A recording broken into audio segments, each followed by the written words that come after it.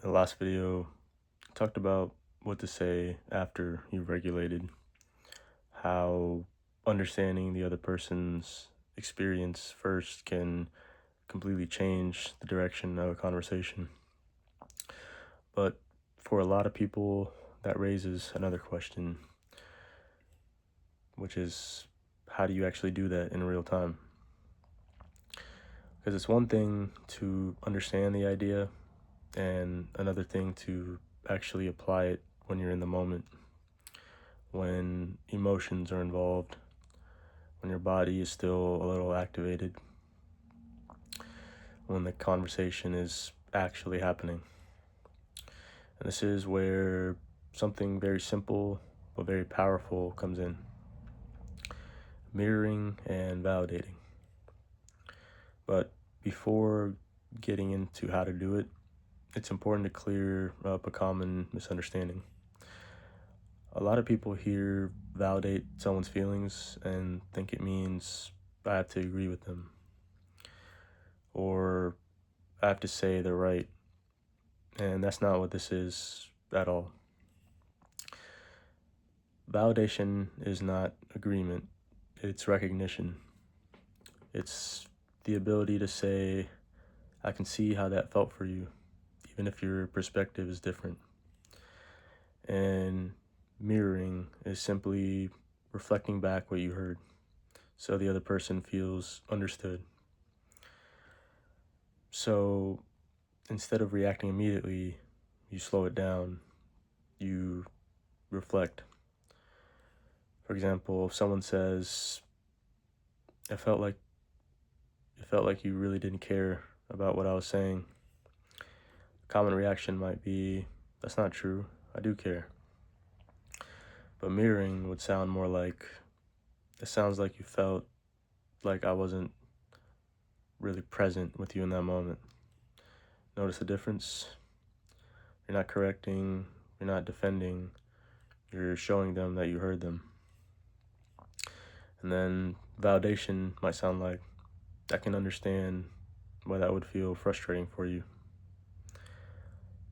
Again, you're not saying they're right about everything. You're recognizing their experience. And something important happens when you do this. The nervous system begins to relax. The need to defend starts to lower because now they don't have to fight to be understood. And when that happens, the conversation shifts. You might have even seen this in real life, where a situation feels like it's about to escalate, and then something simple changes the tone. For example, I experienced this myself recently. I was helping my dad pick up some things from a house that used to belong to a family member. The people living there now were already a bit upset that we showed up, and things started to escalate. Voices got louder, there was tension, both sides were reacting, and instead of arguing back, I stepped in and said something very simple. Hey, I understand why you guys are upset. It probably feels invasive that we're going into rooms like that. And almost immediately, everything changed. The tone softened, the tension dropped, they became more open. Not because I won the situation, but because they felt understood. That's the power of this. But this is also where a lot of people get stuck, because they start wondering, if I validate them, am I losing myself? That's a valid concern, especially if you've been in situations where you felt like you had to suppress your own feelings just to keep the peace. So here's the key distinction. You don't lose yourself by understanding someone else. You lose yourself when you don't express your own experience at all.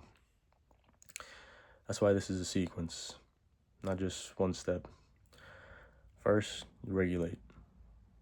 You become aware that you're activated. You slow the moment down. You let your body settle. Then you understand. You look beneath the surface of the interaction. You listen for what they actually felt, not just what they said. And then you express. You reflect what you heard so they feel understood, and then you share your experience. That's how you communicate without losing yourself in the process. So after mirroring and validating, you still share your side, but now you're doing it from steadiness, not from defensiveness. For example, you might say, I hear what you're saying, and I can understand how that felt. At the same time, from my side, I was feeling a bit overwhelmed and didn't know how to respond in that moment. Now both experiences exist in the conversation, not just one. And that's what creates real understanding. Not one person being right, but both people being seen. This is how conversations stop becoming a cycle of reaction, start becoming a process of understanding. And like anything else, this takes practice and time.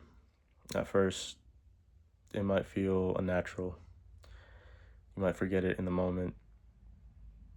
You might still react sometimes. That's normal. But over time, as you slow down and start applying this, you'll notice something change. Conversations feel less intense. You feel more grounded while you're speaking, and the other person becomes easier to talk to. Not because they changed, but because the interaction changed. In the next video, I'll talk about why dysregulation so often leads to arguments and how understanding that pattern can completely change the way you experience conflict.